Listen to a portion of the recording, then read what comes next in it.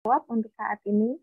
Bagi Bapak atau Ibu yang memiliki pertanyaan atau ada yang kurang jelas terkait materi yang disampaikan Ibu Nuni tadi, silahkan gunakan fitur raise hand atau kalau tidak bisa menggunakan atau bisa dituliskan pertanyaan di kolom chat dan kami akan bantu menyampaikan pertanyaan kepada Ibu Nuni.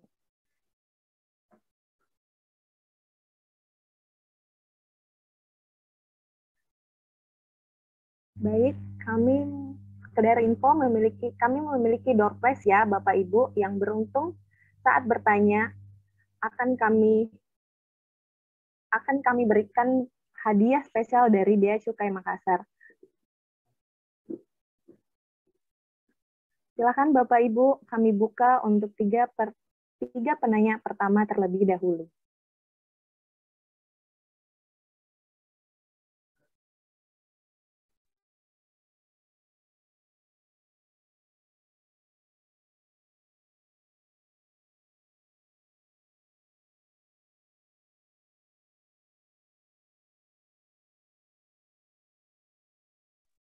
Baik, saya bacakan pertanyaannya di kolom chat ya Bu.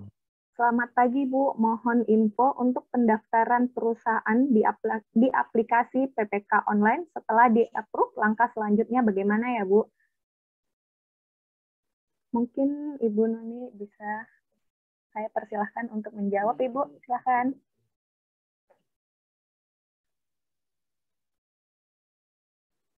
Diberikan, yaitu bagaimana kelanjutan daripada permohonan PPK online. Mungkin saya bisa dibantu oleh subkoordinator Infosatek dalam hal ini yang menangani terkait dengan PPK online, Bapak Henry, silakan Pak.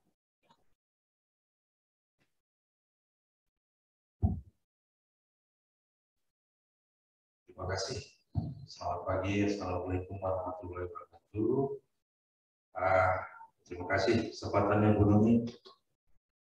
Jadi PPK online ini adalah kemudahan atau produk layanan BPKP Makassar untuk melakukan permohonan secara online. Jadi kami sangat berbahagia sekali kalau eksportir atau pengguna jasa itu sudah menggunakan PPK online, karena ini PPK online sangat memudahkan. Kemudian kemarin terkait dengan SSMQC yang tapi masih impor, ya Pak Hadiah, nanti mungkin dilanjut lagi ekspor begitu Pak Hadi. Jadi kenapa PPK online ini sebenarnya sangat mudah ketika kita melakukan permohonan. Jadi nanti bisa di-share sama terkait dengan penyampaian Ibu Nuni tadi, nanti di-share, ada linknya. Apa sih yang harus dilengkapi eksportir atau pengguna jasa untuk melakukan permohonan PPK online. Jadi lama waktu PPK online itu paling lama sekali itu 5 hari. Paling cepat 2 hari dan 1,5 hari selesai, begitu Bapak Ibu ya. Kenapa?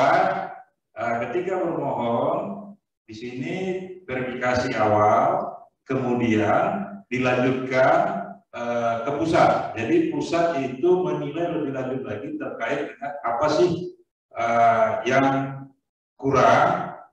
Kemudian setelah itu nanti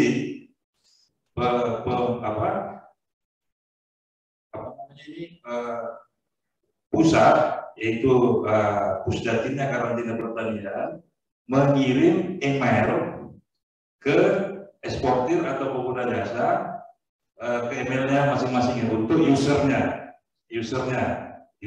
untuk menggunakan user dan password untuk menggunakan PPK online tersebut.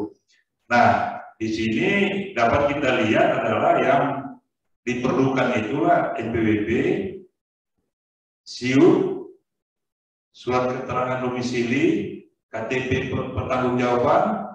Jadi semua itu di-input di link permohonan PPK online. Jadi sangat mudah Bapak Ibu. Jadi nanti kalau misalkan ada kurang, ditolak, diinformasikan. Nah, yang saya inginkan adalah terkait dengan nanti akan dikirim itu username dan pemberitahuan selanjutnya itu adalah email. Nomor email itu jangan salah-salah. Jangan salah-salah memasukkan, Bapak Ibu ya. Nanti kalau salah-salah memasukkan kesasar ya, nggak ketemu lagi. Dan itu akan, ya, dan jangan diberikan juga kepada orang lain. Jadi paling tidak email itu adalah email perusahaan atau ya paling tidak pemiliknya lah, email pemiliknya. Jadi nanti kalau lebih lanjutnya bisa dilihat di permohonan PPK online. Jadi di depan ini ada ditampilkan ini adalah bisa untuk sebagai informasi awal. Kalau mau paham lagi, jalan-jalanlah Bapak Ibu ke kantor Balai Besar Karantina Pertanian Makassar, Bu Nuni dan jajarannya pasti sangat senang dan bahagia. Tak kenal maka tak sayang, lebih dekat lebih sayang, katanya begitu kan. Jadi terima kasih Bu Nuni, terima kasih Pak Andi dan jajarannya dan Bapak Ibu eksportir lainnya. Wabillahi, nanti ada lanjut lagi ini. Terima kasih. Kembali ke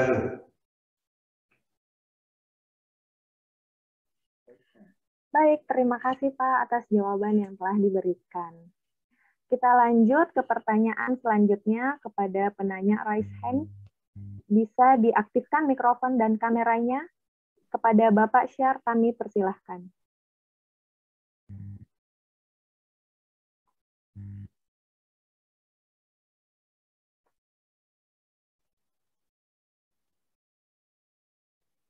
Sudah ini kan?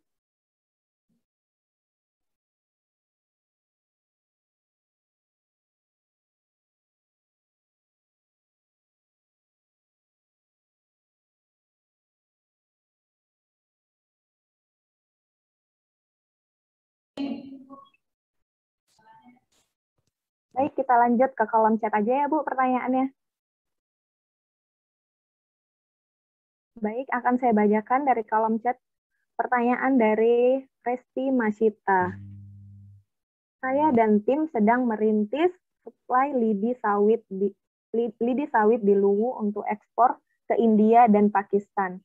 Apakah gudang harus di Makassar untuk dapat sertifikat karantina atau bagaimana teknisnya ya Bu?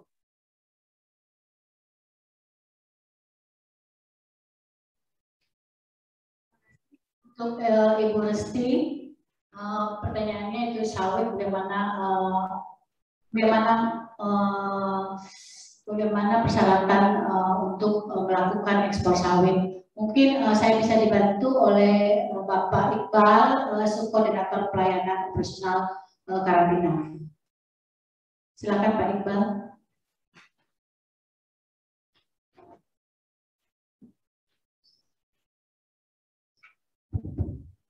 Terima kasih Bu atas kesempatan yang diberikan. Jadi ada pertanyaan terkait rencana ekspor lidi ke Pakistan, lidi sawit ke Pakistan. Untuk tindakan karantina dalam aturannya Bu, tindakan karantina bisa dilakukan di tempat pengeluaran dalam hal ini pelabuhan atau di luar tempat pengeluaran. Di luar tempat pengeluaran itu maksudnya di luar dari pelabuhan yang tempatnya sudah ditentukan. Jadi sebelumnya bisa dijadikan sebagai tempat lain atau IKT untuk tindakan pemeriksaan. Terkait ekspor yang akan dilakukan, apalagi yang memiliki sawit dan tempatnya di Luwu, sebetulnya ada dua alternatif bisa kita laksanakan. Di Parepare sebetulnya ada stasiun karantina Parepare di mana wilayah layanannya itu adalah Luwu.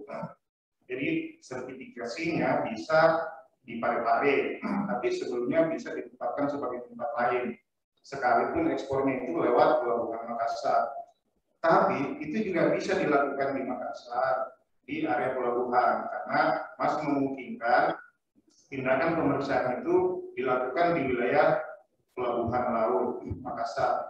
Tapi konsekuensinya ketika dilakukan di pelabuhan laut dan ibu misalnya barangnya sudah di stafing kontainer di Luwu, tentunya sebelum kami sertifikasi itu petugas akan melakukan pemeriksaan fisik terhadap barangnya. Jadi kemungkinan bisa saja dilakukan di pelabuhan, tapi sebagian barangnya itu akan dibongkar supaya dibuka kontainernya dan akan kita periksa fisik apakah barang ini sesuai volume dan jenisnya atau tidak ditemukan misalnya serangga-serangga hidup.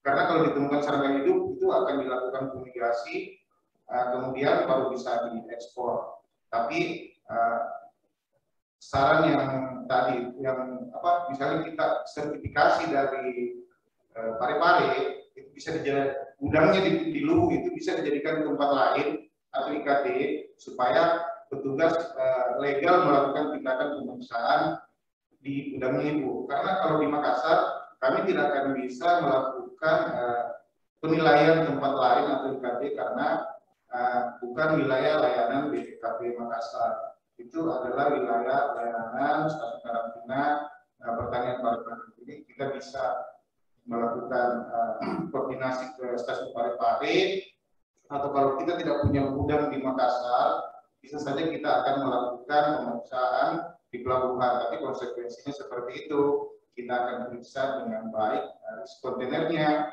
bukan misalnya karena sudah di stafing kontainer tidak bisa lagi dibongkar, tidak mungkin juga pihak karantina bisa melakukan sertifikasi.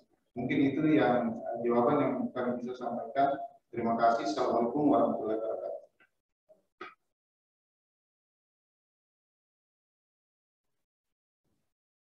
Baik, terima kasih atas jawaban yang telah diberikan Bapak Ibu. Masih kita lanjut, masih kita ambil dari kolom chat. Saya bacakan ya Bapak Ibu pertanyaan dari Bapak Arga.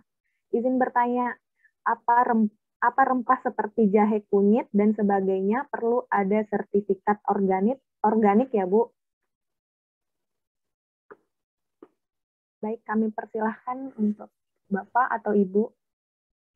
Terima kasih atas pertanyaan yang telah diberikan oleh Pak Arga. Apa rempah jahe kunyit harus mempunyai sertifikasi keamanan pangan?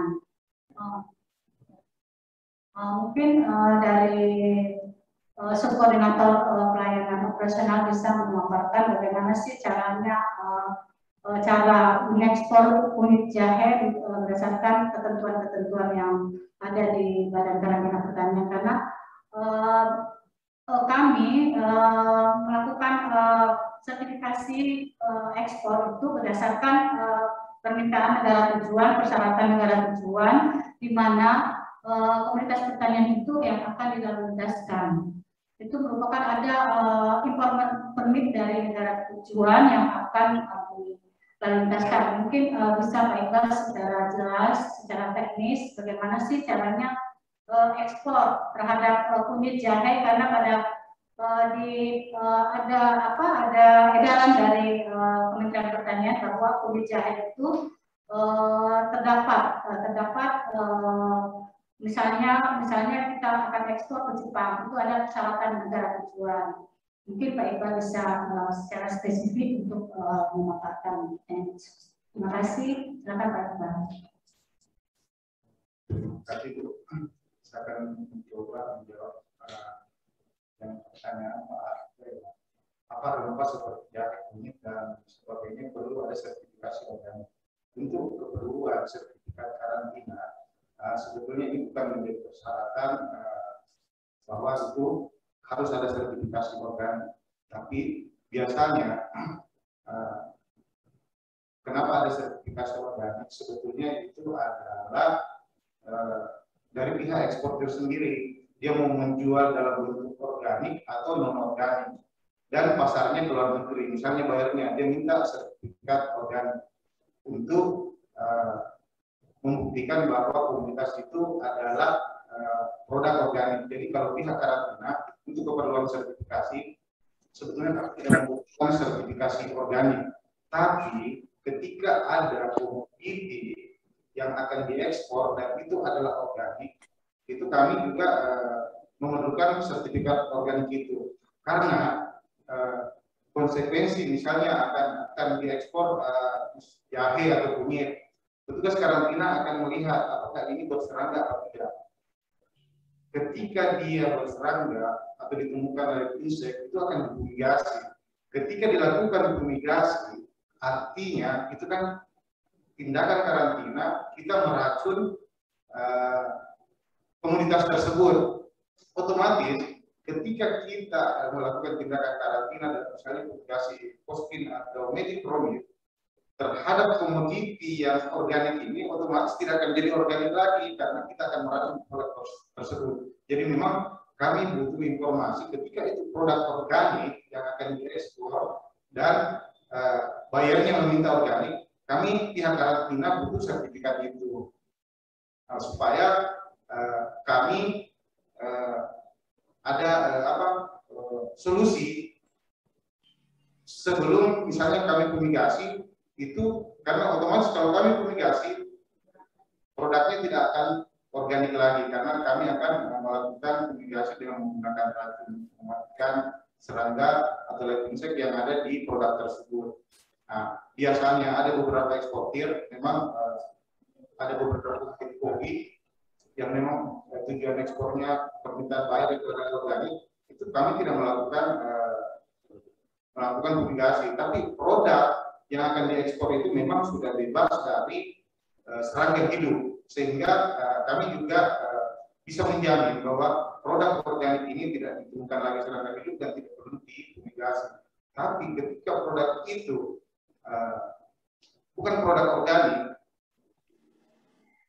itu bisa saja ketika kita temukan serangga hidup, kita akan melakukan tindakan fumigasi. Jadi sertifikat organik bukan menjadi suatu kewajiban untuk sertifikasi ekspor karantina, tapi ketika akan mengekspor produk yang berorganik, kami butuh sertifikat organiknya itu tidak melakukan perlakuan fumigasi, karena kapan kita melakukan perlakuan fumigasi sama saja bahwa barang tersebut organik difumigasi tidak lagi jadi organik. Mungkin itu yang bisa saya sampaikan. Terima kasih.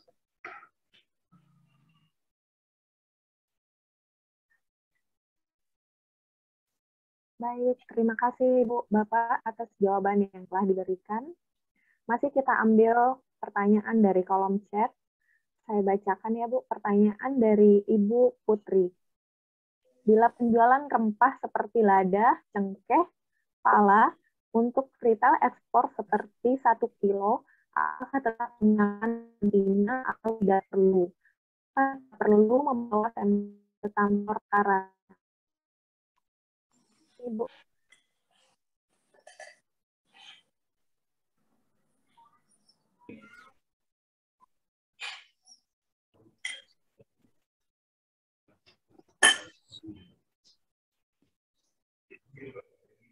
Baik, kami persilahkan Ibu untuk menjawab pertanyaan dari Ibu Putri.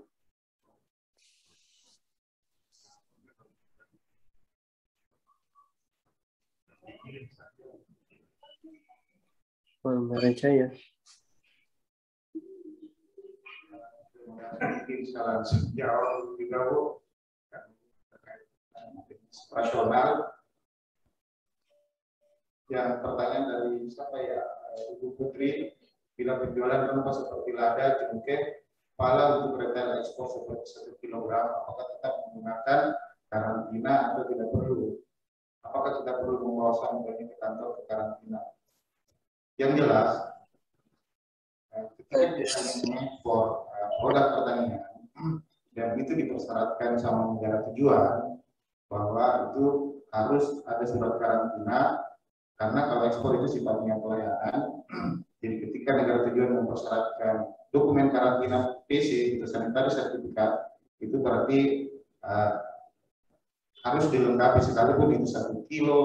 Terkadang juga sampel kami sertifikasi 100 gram dan tetap itu kami masukkan di laboratorium. Dan kalau hanya sampel 1 kilo, berarti semua produk yang akan dikirim itu tetap dibawa keseluruhan ke kantor karantina, karena kita akan menjamin bahwa 100 gram atau 1 kilo pun itu tidak terinvestasi dengan hama penyakit yang dipersyaratkan negara tujuan. Mungkin itu Bu jawabannya. Makasih.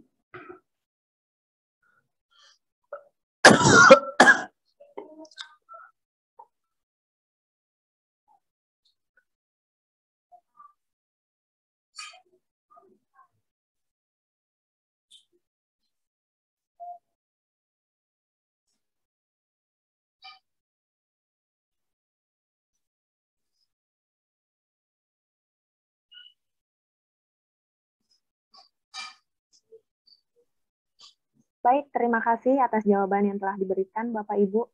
Kita lanjut ke pertanyaan selanjutnya. Masih kita ambil dari kolom chat dari Bapak Muhammad Akbar.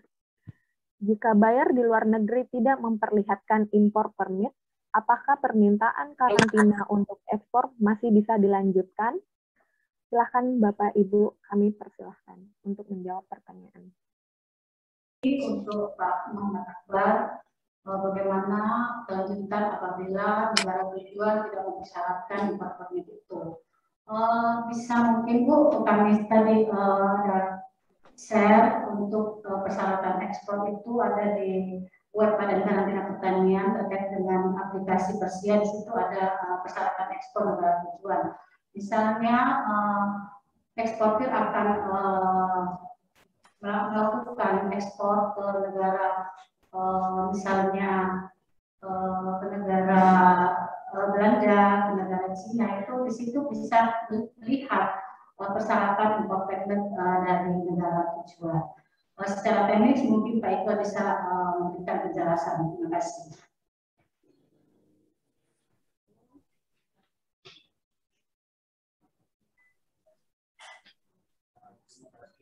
Saya juga merespon pertanyaan bahwa ketika impor permit negara tujuan tidak ada, apakah masih bisa dilanjutkan ekspor? Itu bisa saja. Kenapa? Kami biasa mempersyaratkan impor permit negara tujuan. Kenapa kami biasa mempersyaratkan impor permit negara tujuan? Karena ada beberapa negara tujuan itu sudah ada impor permitnya, persyaratannya, dan biasanya sangat teknis. Misalnya ekspor ke Malaysia. Yang ekspor ke Malaysia itu ada impor permit dari negara Malaysia. Malah di situ isinya akan menjelaskan berat komoditas apa yang akan kita ekspor, jumlahnya berapa. Impor permitnya itu malah nomor impor permit dari negara Malaysia itu akan dicantumkan di PC kami. Di Malaysia juga ketika mengeluarkan impor permit itu sudah ada persyaratan, misalnya komoditi kakao ini harus difumigasi dengan menggunakan misalnya metil, fosfin, dosisnya berapa, durasinya berapa.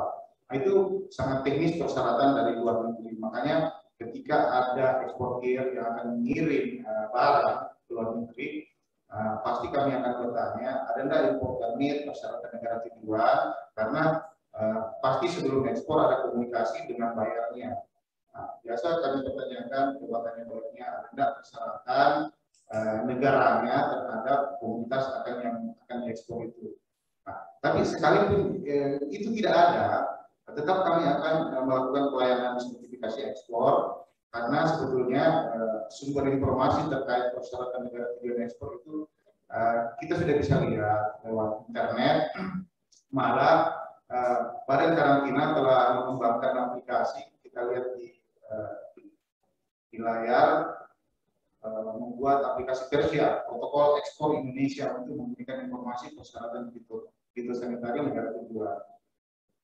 Informasi persyaratan negara tujuan juga dapat diakses di portal resmi NPPO negara tujuan.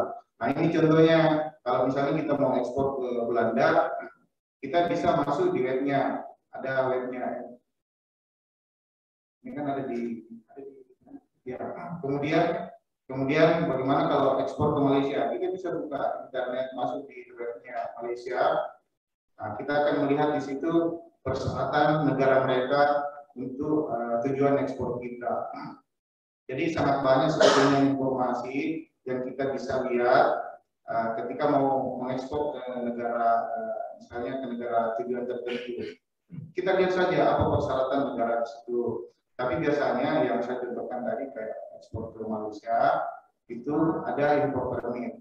Kemudian tadi sempat disinggung juga Ibu Numi terkait ekspor jahe dengan kunyit.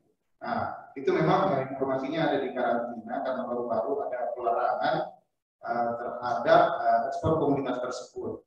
Karena beberapa kali ekspor ke sana itu ditemukan OPTK yang tidak diinginkan oleh Jepang maupun Korea Selatan, yaitu kayak produksi milis nematoda.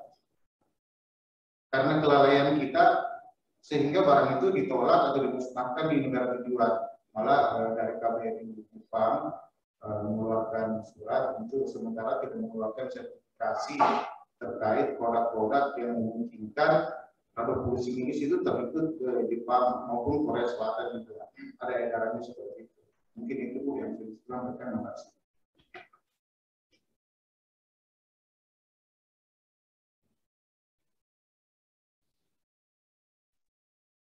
Baik, terima kasih atas penjelasan yang diberikan kepada Bapak atau Ibu.